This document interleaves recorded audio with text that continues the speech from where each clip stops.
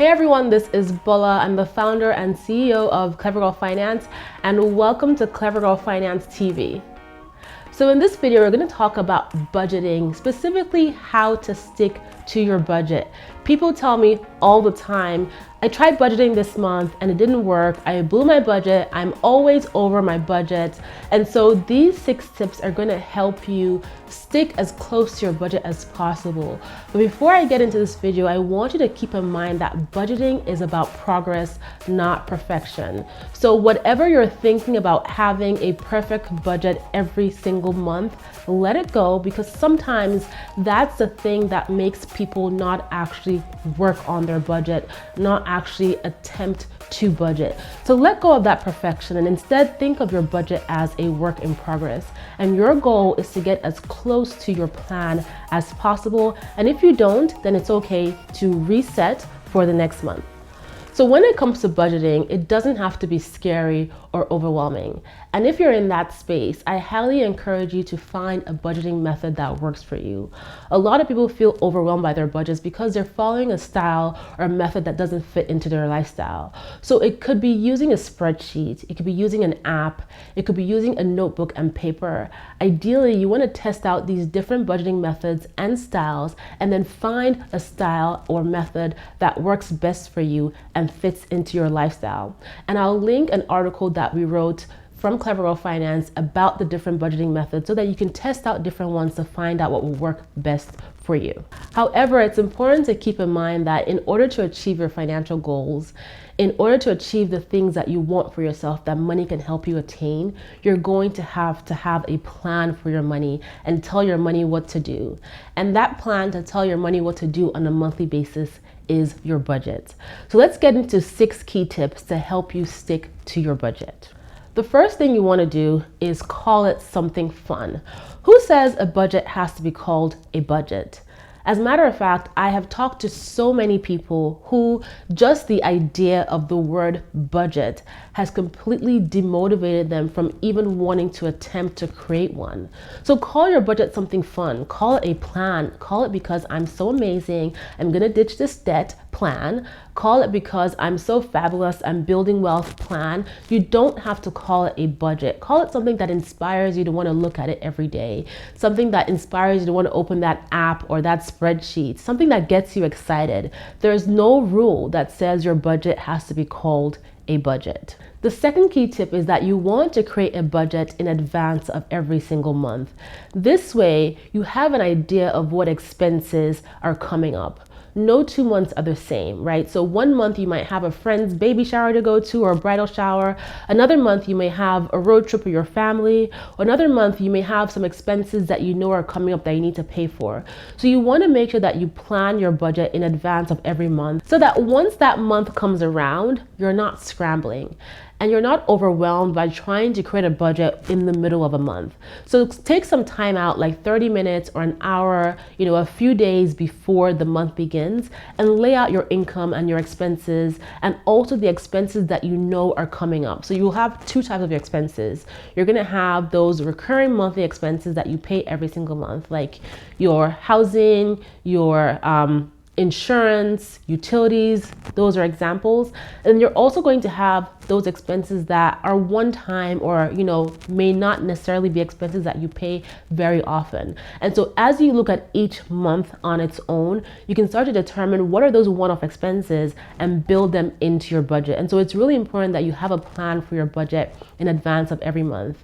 I know that there are people out there who create budgets 6 months in advance or 12 months in advance, and that's okay to have, your long-term budgets created. But I would highly encourage you that, again, at the beginning or before the beginning of the month starts, just sit down with that budget you already created and go over it, and then build in any one-time expenses for that upcoming month that you know will be happening, or adjust that budget as necessary for the next few months as you see things change with your income or your expenses. The next tip kind of ties into what I already went over, and it is to not assume that every single month is going to be the same. life happens, things change. You may have one-time expenses, but you may also have unplanned expenses. And so because no 2 months are the same, and because we cannot predict the future, I highly recommend building emergency savings into your budget. So if you haven't maxed out your emergency fund yet, build a line item into your budget that says you will contribute a certain amount into that e-fund until that fund is maxed out.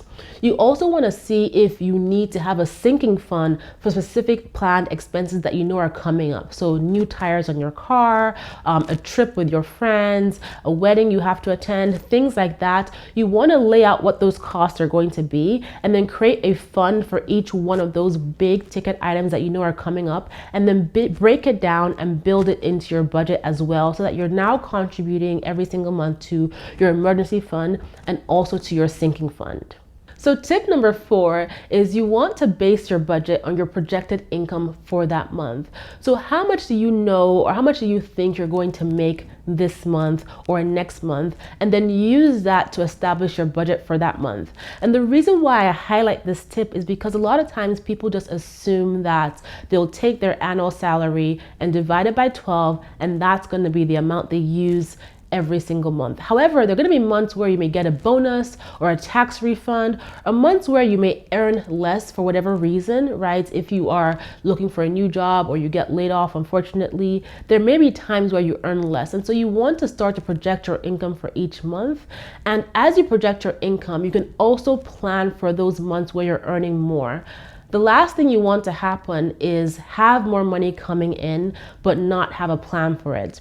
Because when you don't have a plan for that extra money you earn, a lot of times it can very easily slip through your fingers, and you don't want that to happen. So if you're getting a bonus or a tax refund or extra money and you know that it's coming in, build that into your budget. And you can build in the fun stuff too. You can build in the shopping, the travel, whatever that might be that you want to do, that extra income can help you do. But you want to make sure that you give every dollar of that extra income a plan or a job to do for you. That's really, really important. You don't want that extra money to slip through your fingers and then you wonder where it went at the end of that month.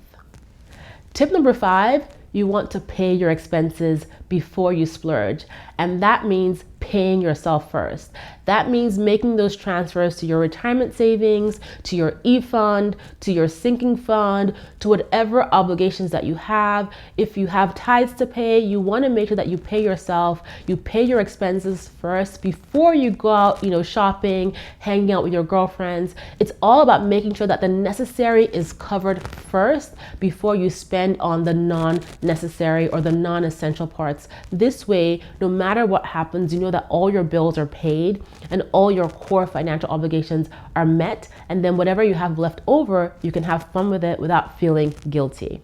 And then my final tip to help you stick to your budget is to track your spending. And so I'm a huge fan of using a spending journal.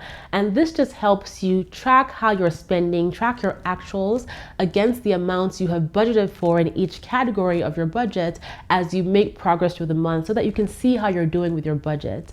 The last thing you want to do is just spend, and then pay. And at the end of the month, try to figure out what went wrong or what caused you to go over your budget. You want to be tracking your spending and your expenses as you make the transactions and as you make the payments. So I love a spending journal, and what I do is I keep my receipts until the end of the night, right? If I'm depending on how much I spend that day, and I just write down what I spent in my journal. And so every few days, every couple of weeks, and at the end of the month, I can go over my spending journal to see how I'm doing with my spending as it compares to my budget. You don't have to use a spending journal. I just like it personally. You can use an app to help you track this. You can use a spreadsheet to help you track this. The whole idea is to just keep an eye on your spending and monitor how much you're spending compared to what you have budgeted for. This will help you stay on track with your budget. Another great thing about tracking your spending is that once the month concludes, you can go over all of your spending and all of your expenses and see what areas need to be adjusted in your budget. Are there areas that you should have budgeted for but you forgot about? Or are there new categories that you need to add into your budget? Reviewing your spending for the prior month based on what you have tracked will help you do this. So those are my 6 key tips to help you stick to your budget. And as you work through your budget on a month-by-month basis, like I said at the beginning, it's all about progress, not perfection. So today, pick one of these tips that you're going to work on implementing to help you stick with your budget. And once you have that in place, then pick the second one, and then the third and the fourth and the fifth and the sixth to help you stay on top of your budget and stay as close to your plan each month as possible. Be sure to head over to clevergirlfinance.com to download the budgeting worksheets that I mentioned at the beginning, and also to get the debt prioritization worksheet that we have for you for free. Basically, if you have high interest debt that you're trying to pay off, you want to have a plan for this debt, and you want to build this debt into your budget. And so our debt prioritization worksheet and our budgeting worksheets can help you create your budget and also create your plan to pay off your debt.